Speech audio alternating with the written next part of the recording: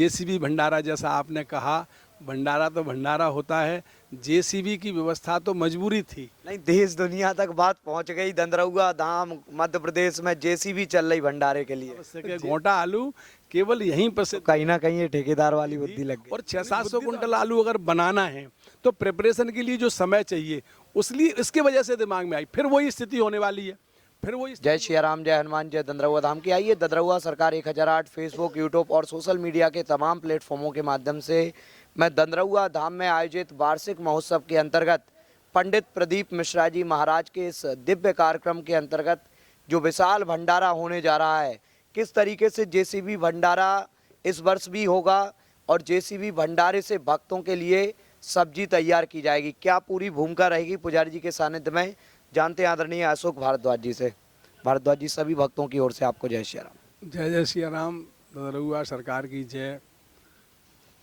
पिछली वर्ष की भांति इस वर्ष भी सीएपीएम मिलन समारोह में पहले हनुमान जी की कथा सुनाने हमारे यहाँ बागेश्वर धाम से धीरेन्द्र कृष्ण शास्त्री जी पधारे थे। इस बार हमारे यहाँ बहुत बहुत बड़े हर्ष की विषय है कि प्रदीप मिश्रा जी शिव पुराण की कथा कहने आ रहे हैं और दोनों ही संत विश्व में इस वक्त ख्यातिमान संत हैं और विश्व प्रसिद्ध संत हैं। तो पिछले साल की भांति हमने अपनी तैयारियां पूरी कर रखी हैं और जेसीबी भंडारा जैसा आपने कहा, भंडारा तो भंडारा होता है, जेसीबी की व्यवस्था तो मजबूरी थी। नहीं, देश दुनिया तक बात पहुंच गई। दंदरौआ धाम मध्य प्रदेश में जेसीबी चल रही भंडारे के लिए। जेसीबी तो मजबूरी में चलाई। जब 700 कुंटल आलू बनाना होंगे तो कैसे बनाएं 700 कुंटल आलू, तो उस समय मैकेनाइज करना बहुत आवश्यक है। गोंटा आलू केवल यहीं पर से कहीं ना कहीं ये ठेकेदार वाली बुद्धि लग गई। नहीं, बुद्धि तो हनुमान जी की कृपा की प्रेरणा थी, हनुमान जी की ठेकेदार वाली बुद्धि थी। और 600-700 कुंटल आलू अगर बनाना है तो प्रिपरेशन के लिए जो समय चाहिए उसलिए इसके वजह से दिमाग में आई, फिर वही स्थिति होने वाली है।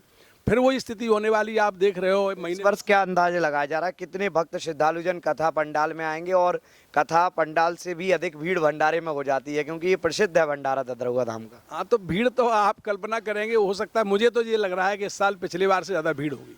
ज़्यादा होगी, पिछले बार से ज़्यादा होगी। धीरेन्द्र कृष्ण शास्त्री की कथा पिछले बार जो हुई थी तब सारे कीर्तिमान टूटे थे। उनकी कथा के उनके टाइम के सारे कीर्तिमान दंदरौआ धाम में आके टूट गए थे।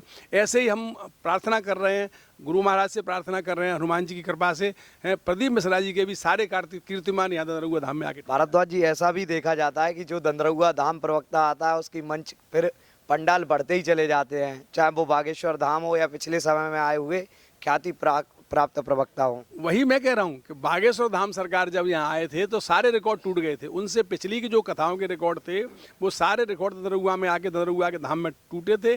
इसी प्रकार से हमें उम्मीद है कि दंदरौआ धाम आने के बाद पंडित प्रदीप मिश्रा जी के सारे रिकॉर्ड टूट जाएंगे। जितनी भीड़ अभी तक के कार्यक्रमों हुई होगी उससे ज़्यादा भीड़ यहाँ होगी। क्या अपील करना चाहेंगे? देश दुनिया के तमाम भक्त श्रद्धालुजन ऐसे भी जुड़े हैं जो दंदरौआ धाम के इस कार्यक्रम में सम्मिलित होंगे, क्या वो सुरक्षा रखें, क्या सावधानी रखें और क्या वो करें जो मंदिर प्रशासन, पुलिस प्रशासन का सहयोग हो पाए? हमारे यहाँ क्षेत्र के सभी लोग आते हैं, क्षेत्रीय नागरिक यहाँ सब अतिथि भाव से सबका सत्कार करते हैं। पहले भी जो व्यवस्था हुई थी क्षेत्र के सारे नागरिकों ने मिलकर व्यवस्था की थी। हमारे आसपास के जो 50 गांव हैं वो अतिथि सत्कार के लिए हैबिचुअल हो गए हैं। उन्हें सबको मालूम है कि मेहमान आने वाले हैं। हर साल की भांति इस साल भी मेहमान आएंगे, लोग स्वागत करेंगे। हर घर में नए रजाई गद्दे खरीदे जाते हैं। हर साल से सीएपीएम समारोह के टाइम पे सब लोग नए रजाई गद्दे खरीदते हैं और इसके लिए खरीदते हैं कि मेहमान उनके घरों में आएंगे और देश भर से श्रद्धालु आएंगे। प्रदीप मिश्रा जी की कथा में प्रदीप मिश्रा जी के शिष्य पूरे हिंदुस्तान में ही नहीं विश्व भर में फैले हैं और वो शिष्य सभी यहाँ आने वाले हैं और पूरा क्षेत्र हमारा अतिथि सत्कार के लिए तैयार है। जो भक्त यहाँ मंदिर में आएंगे, बड़ी भीड़ रहेगी, उनके लिए क्या सावधानियाँ हैं? सावधानियाँ जो पिछली बार कोई छोटी मोटी रही, जैसे हम ले जाते थे मंच पंडाल तक, हम कथा स्थल पर ले जाते थे पहले बागेश्वर वाले शास्त्री जी को, तो जो समस्याएं आई वो समस्याएं हम दूर करेंगे। तब भी सावधानी रखें, भीड़ में सभी तरह की व्यवस्थाएं रहती हैं, कहीं हड़बड़ी नहीं रखें। बाकी व्यवस्थाएं यहाँ मजबूत हैं, सारी व्यवस्थाएं यहाँ की गई हैं। तब भी कोशिश करें व्यवस्थित रहें, मजबूती से अपना संयमित रहें, भीड़ में अपना अनुशासन रखें, जेब कतरों से बचें, अपने कोई कीमती सामान पहन के नहीं आए। कभी भी पिछली बार भी हमने देखा 10-5 चैन वैन टूट गई बहनों की, और भी परेशानी आई बहनों को, तो वो परेशानी है। कृपया कोई भी सामान ज्वेलरी वगैरह कुछ भी पहन के नहीं आए। दरबार में आना है, दरबार की भांति आए, भगवान से प्रार्थना करने आए, सज धज के और सामान लेके नहीं आए, ऐसा प्रयास करें। बहुत बहुत धन्यवाद आदरणीय अशोक भारद्वाज जी का। पुजारी जी के सानिध्य में हमारे बीच अशोक भारद्वाज जी उस जगह से जुड़े थे जिस जगह पर लाखों भक्तों के प्रसादी की व्यवस्थाएं बनाई जा रही हैं। अभी भट्टियां तैयार हो रही हैं, पीछे आप लोग जैसा कि तस्वीरों में विजुअल्स के माध्यम से देख रहे हैं, और ये वो जगह है जहां पर जेसीबी भंडारा होगा। तो आप लोग ज़रूर जुड़े रहिएगा ददरहुआ सरकार 1008 के माध्यम से। आप सभी को प्रयास रहेगा पल पल की अपडेट ददरहुआ धाम की घर बैठे प्राप्त हो पाए। सभी को जय श्री राम, जय